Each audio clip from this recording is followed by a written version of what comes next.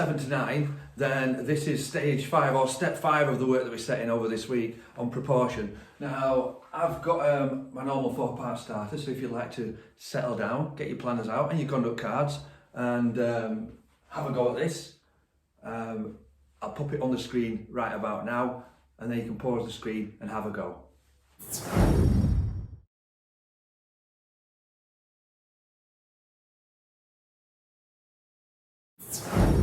Okay, so I'm going to go through the answers on this, on a piece of paper like you should have been doing, just here. So this is step 5.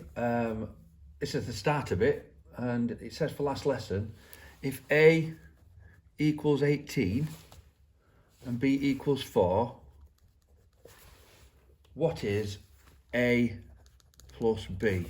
Well, that's a really simple one for you. All we've got to do with this is to substitute in the numbers. So first of all, we've got 18 plus B, which is 4, and 18 plus 4 is 22. So that's the first one, number 1. Number 2, we've got AB. Now, as you remember from before, when we've done it before, AB means A times B.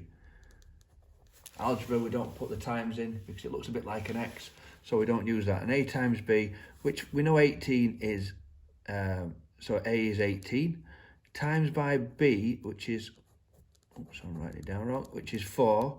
So 18 times 4. Now, how I do that in my head is I double it and double it again. So 18 times 2 is 36, and double that is 72. So I know 18 times 4 is 72. You could have done 18 times 4 if you'd have wanted, in which case 8 times 4 is 8, 16, 24, 32. So 3 to carry. And 1 times 4 is 4, plus the 3 is 7. So we could have times it along like that.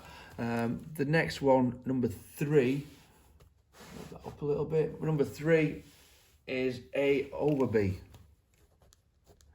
And it actually says, write your answer as a mixed number. So let's just put as numbers in first. We've got A is 18 over 4. That's what we've got, 18 over 4. Now, that's a top-heavy fraction. It's an improper fraction, as we'd call it. So, first of all, I could do some cancelling down. I mean, I can see that 2 fits into both of those. So I can divide both top and bottom by 2. So 18 divided by 2 is 9, and 4 divided by 2 is 2. So I've cancelled it down. That's my first step. Now, 9 over 2, I want that written as a mixed number, which means I need a number and a fraction together. So looking at this, we've got 9 over 2. So I need to know how many times 2 fits into 9. So it fits in 2, 4, 6, 8. So it fits in 4 full times. But I've got 1 left over. So I've got 1 of those halves left over. And that's it. We've changed it to a mixed number. Now, last week is... So for this one, we've got an end face, which is 8 centimetres by 12 centimetres. Then we've got a length of the prism of 10 centimetres. So first find the area of my end face, which is 8 times 12 divided by 2. Well, I know 8 times 10 is 80. And 2 times 8 is 16, so that will be the same as 96 divided by 2, and half of 96 is 48 centimetres squared. If you, we see that? Yeah. So 48 centimetres squared is the area of my end face. It's 48 centimetres squared. Now I need to times that by how long the prism is. So 48 times by the 10 centimetres is 480 centimetres. And remember, it's volume, so it is cubed. It's a little 3 on there, to the power 3. Okay, quickly, the last term stuff. So we've got last term. We've got 522, and it asks you to find 10%. So 10%, we divide it by 10, we get 52.2. Then we want 5%, which is half of that. Half of 52 is 26, so it's 26 point, half of 0.2 is 0.1, 26.1. Now 50% is 10 times this, so 50% is 261, or it's half of what we started with, which was the 522. 25% then is half of this. Half of 1 is going to be 0.5, so now it's going to be 0.5, and half of 260 is 130. So that's 25%. The final bit, let's figure out what 57% is. 57% then is the 50%, which is 261. This is better if you write it in line. Make sure you line up your decimal points. We've got 5% is, 26.1, and we need 1%, so that will have 50%. 5% then is 26.1, and we need 1%, which are, so it's 522, it's 5.22. Divide by 100 basically to find 1%, or divide by 10 and 10 again. 5.22. Now I just need to add them all up.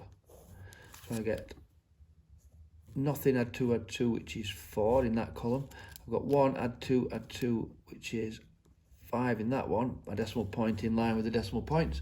And then I've got 10, 16, 17 in that column. So 7 down and 1 to add on to the next one. And I've got 6, 7, 8, 9 in that column and just 2 in that one. So 57%, that's what they add up to, is 297.54. Okay, last year, I'm going to move up onto here. So last year, I've got 522 as a product of its prime factors. So the first thing I'm going to do is half it. So 2, we know that's a prime number. So half of 500 is 250. Half of 20 is 10. So it's 261.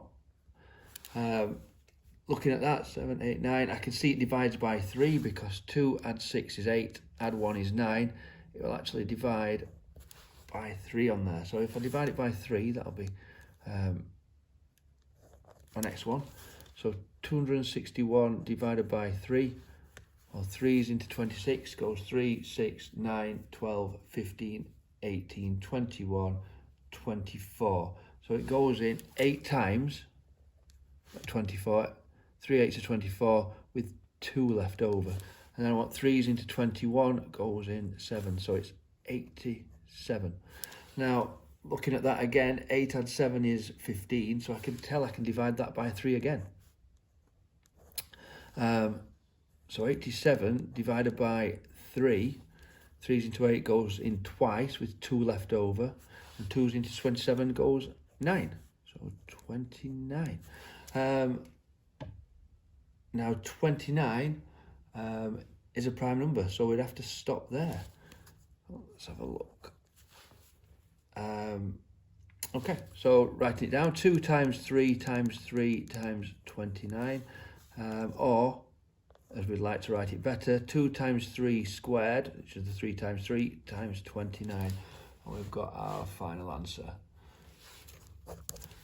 Okay, I just want to show you this because she's just had a bit of a snoozy grunt. She's round there, Beryl, absolutely asleep in the sunshine.